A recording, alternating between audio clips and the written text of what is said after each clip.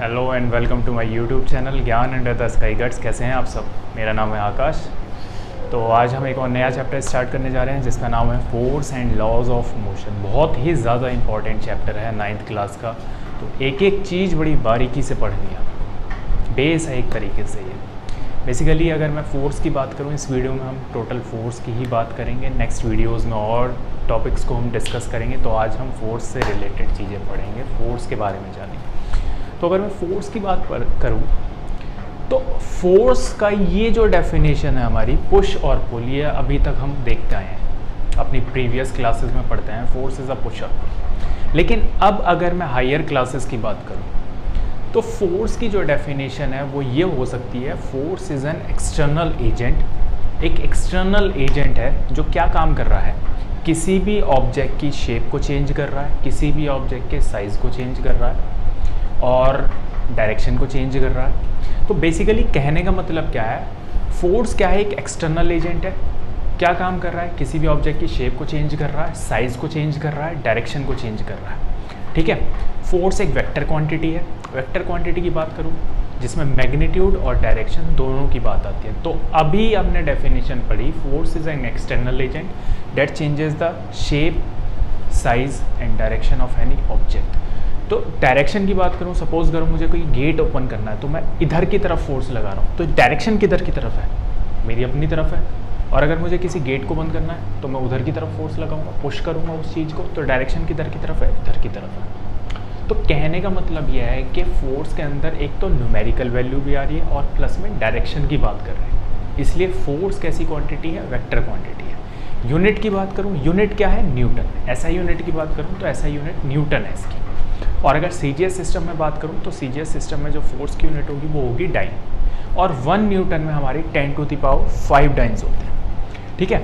और क्या काम कर सकता है, अगर कोई ऑब्जेक्ट रेस्ट पोजीशन पर है, सपोज करो मेरे पास में ये चीज़ है, ये है मेरे पास में, तो अगर मुझे इसकी स्टेट चेंज करनी है तो मैं क्या काम करूँगा, इस पर फोर्स लगाऊंगा। अब सपोज करो ये अभी रेस्ट स्टेट पर है, मुझे इसे मोशन में लाना है, तो मैं क्या काम करूँगा, फोर्स लगा दी मैंने अपने हाथों से, क्या लगा रहा हूँ, फोर्स लगा रहा हूँ। तो आप देख सकते हैं अभी ये यहाँ पर था और जैसे ही मैंने फोर्स लगाई ये थोड़ा सा आगे अपनी पोजीशन डिस्प्लेस कर दी। तो मैंने क्या काम करा, फोर्स लगाई, तो फोर्स ने इस ऑब्जेक्ट की स्टेट को क्या कर दिया, चेंज कर दिया।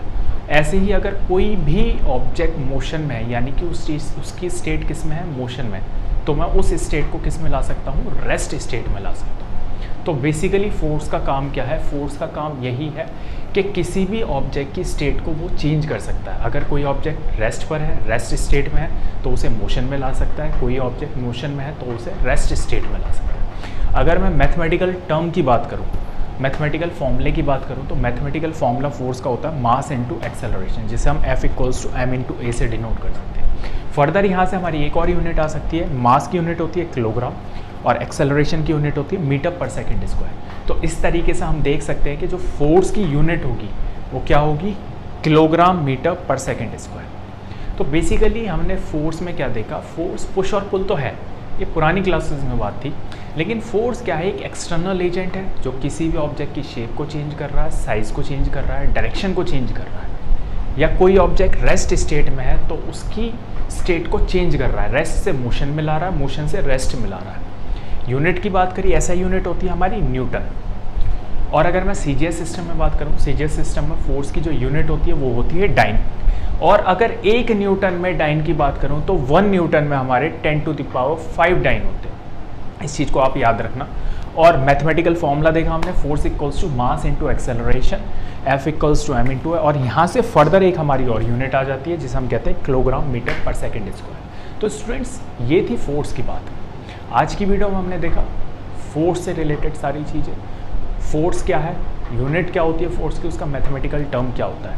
नेक्स्ट वीडियो में हम डिस्कस करेंगे कॉन्टैक्ट फोर्स और नॉन कॉन्टैक्ट फोर्सेस क्या होती हैं, बैलेंस्ड फोर्सेस क्या होती हैं और अनबैलेंस्ड फोर्सेस क्या होती हैं, नेक्स्ट वीडियो में देखेंगे।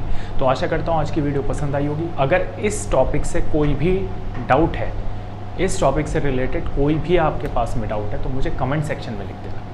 ठीक है स्टूडेंट्स, तो मिलते हैं नेक्स्ट वीडियो में। अपना ध्यान रखिए, टेक केयर, बाय।